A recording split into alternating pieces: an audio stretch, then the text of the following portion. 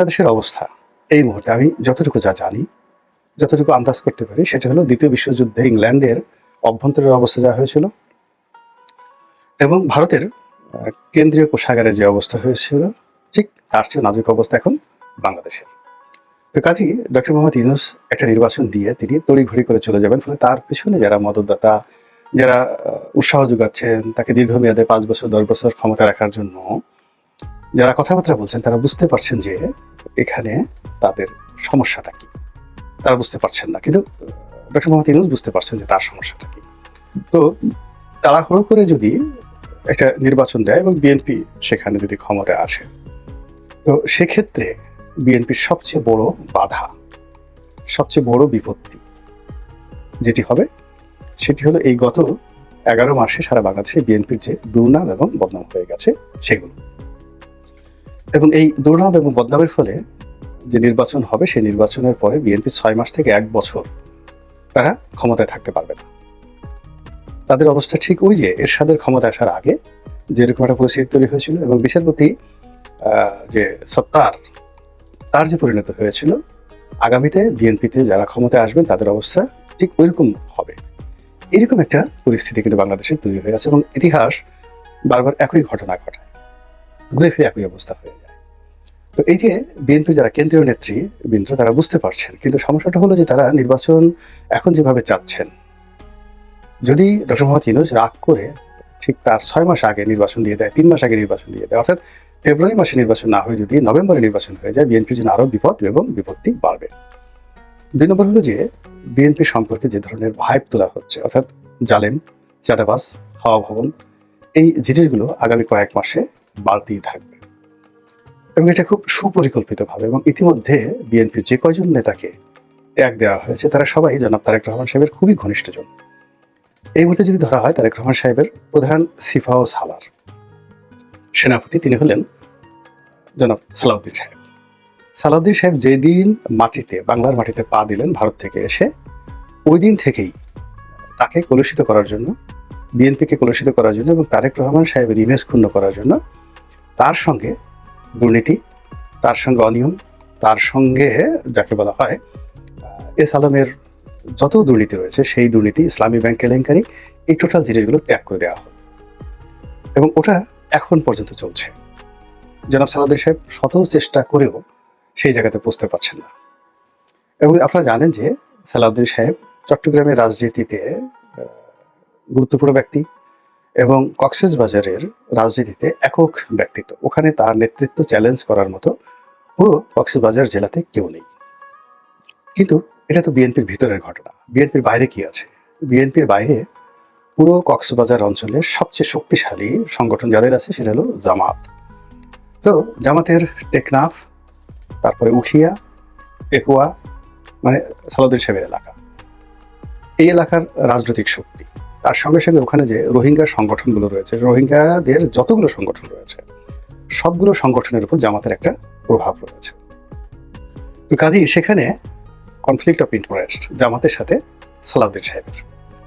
দ্বিতীয়ত হলো যে সালাউদ্দিন সাহেব এই যে তিনি যখন যোগাযোগ প্রতিমন্ত্রী ছিলেন, ওই সময়টিতেই এই যে কক্সবাজারের যে হোটেল অ্যান্ড মোটেল জোন হয়, এখানের প্লট বরাদ্দ দেওয়া এবং এখানে যে ব্যবসা বাণিজ্য হচ্ছে এই পুরো জিনিসটির সঙ্গে তিনি জড়িত।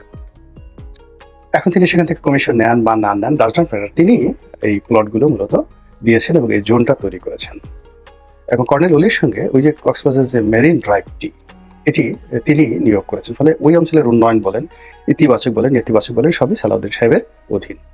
তো ওই যে মেরিন ড্রাইভকে কেন্দ্র করে সেখানের যে হোটেল মোটেল ব্যবসা, তারপরে পুরো কক্সবাজার অঞ্চলে যে সকল চিংড়ির ঘের রয়েছে বাংলাদেশের সেই ব্যবসা, এরপর ওখানে অস্ত্র চোরাচালান, তারপরে ইয়াবার ব্যবসা, গরু চুরা কারবারি থেকে শুরু করে যত নেতিবাচক যে বিষয়গুলো রয়েছে, এখানে একটা বিরাট মব গ্রুপ রয়েছে, প্রেশার গ্রুপ রয়েছে এবং এই ঘটনার সাথে আওয়ামী লীগের যারা জড়িত, জামাতের লোক জড়িত কিনা তারা স্থানীয়ভাবে জানে, বিএনপির যারা জড়িত হয়ে পড়েছে তারা এই পুরো ঝামেলাগুলো কিন্তু পোহাতে হচ্ছে সালাউদ্দিন সাহেবকে। আর এই ঝামেলাগুলো পোহাতে গিয়ে অনেকের সঙ্গে তার বন্ধুত্ব হচ্ছে এবং অনেকের সঙ্গে তার শত্রুতা হচ্ছে। ফলে তাকে যদি মাঠ থেকে আউট করা যায় তাহলে বোঝার চেষ্টা করুন যে ওখানে অনেকগুলো হোটেল মোটেল যারা আওয়ামী লীগের লোকজন দখল করে আছে। আপনি ধরুন রামাদা নামক যে হোটেলটি আছে, এখন এটা 5 স্টার একটা হোটেল রামাদা। এটার যে মালিক বেনজির, সাবেক আইজি বেনজির, আর বেনজিরের 2 জন পার্টনার।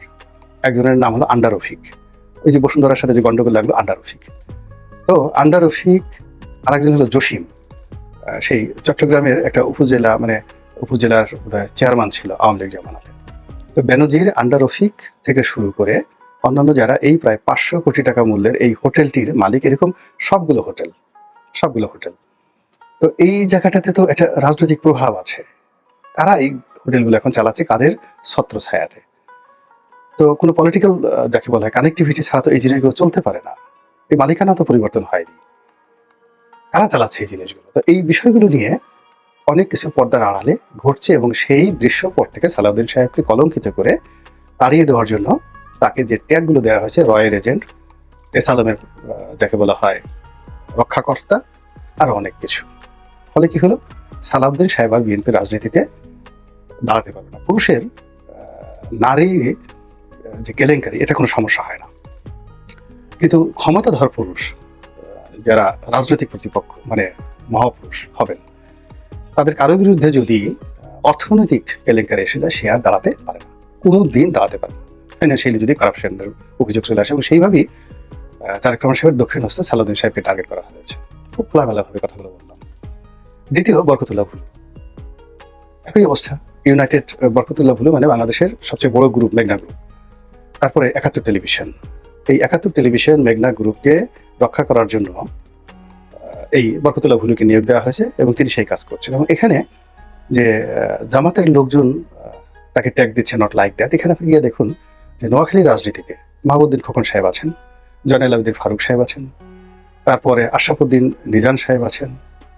এরা সবাই কুমিল্লা নোয়াখালী রাজনীতিতে খুবই প্রভাবশালী।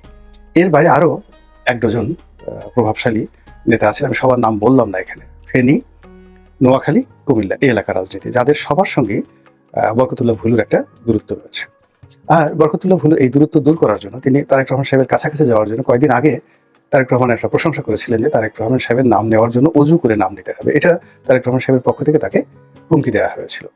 তো বরকতুল্লাহ ভুলু তিনি লেখাপড়া কোন পর্যন্ত, তার লেখাপড়ার মান কি, এটা আমি এখন পর্যন্ত বলতে পারবো না, যে what sort of education quality he has, বা তার বংশ কেমন, তার লেখাপড়া কেমন, আত্মীয় স্বজন কেমন, ব্যবসা বাণিজ্য আদৌ আছে কিনা, টাকা পয়সা, ফাইন্যান্সিয়াল ক্রেডিবিলিটি কেমন, পেশা কি। কিন্তু তার প্রতিপক্ষ যারা আছে সবারই কিন্তু একটা সুন্দর পেশা আছে। আশরাফুদ্দিন নিজানের বড় ব্যবসা আছে, মাহবুবউদ্দিন খোকনের পেশা আছে, জয়নাল আবেদিন ফারুকের একটা লং আউটস্ট্যান্ডিং পলিটিক্যাল ক্যারিয়ার আছে, তার সঙ্গে সঙ্গে তার ব্যবসা বাণিজ্য আছে।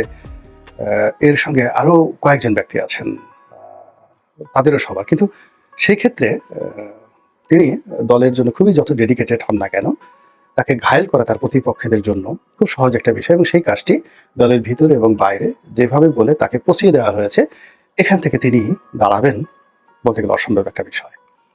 এরপরে হলো রশিদুজ্জামান মিল্লাত, যিনি কোষাধ্যক্ষ, তিনিও তারেক রহমান সাহেবের একেবারে দক্ষিণ হস্ত, হাওয়া ভবনের রাইট হ্যান্ড।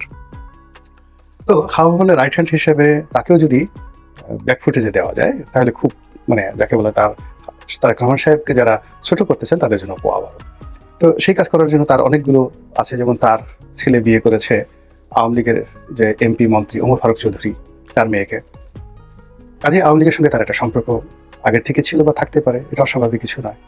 2 নম্বর হলো যে তিনি দীর্ঘদিন ধরে ডিফ্যাক্টো সেই মোর্শেদ খান রূপে তিনি মোর্শেদ খানের যত সম্পত্তি, ব্যবসা বাণিজ্য তিনি দেখাশোনা করেছেন।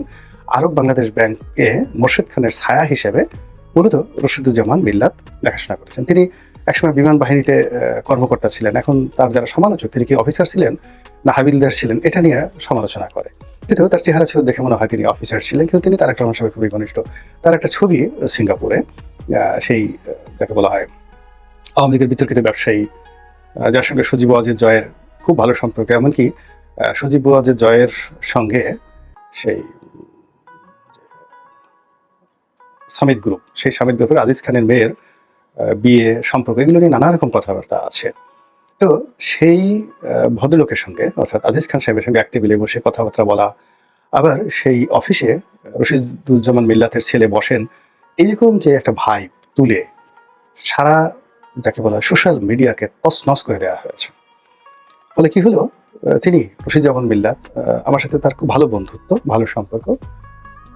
আর তার যে বিআই ওমর ফারুক চৌধুরী, তিনিও তার সঙ্গে আমার খুব ভালো বন্ধুত্ব ছিল।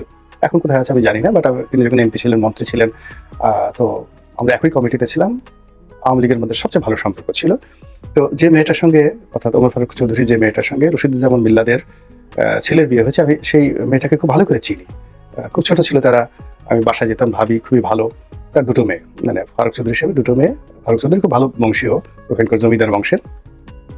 তো যাই হোক, যার জন্য এই মিল্লার সাহেবের যে এই যে অবস্থাটা হয়েছে, সেই অবস্থাটা জন্য আমি ব্যক্তিগতভাবে এখন তাকে কোনো উপকার করতে পারছি না।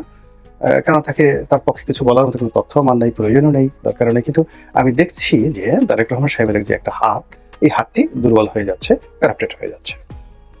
অন্যদিকে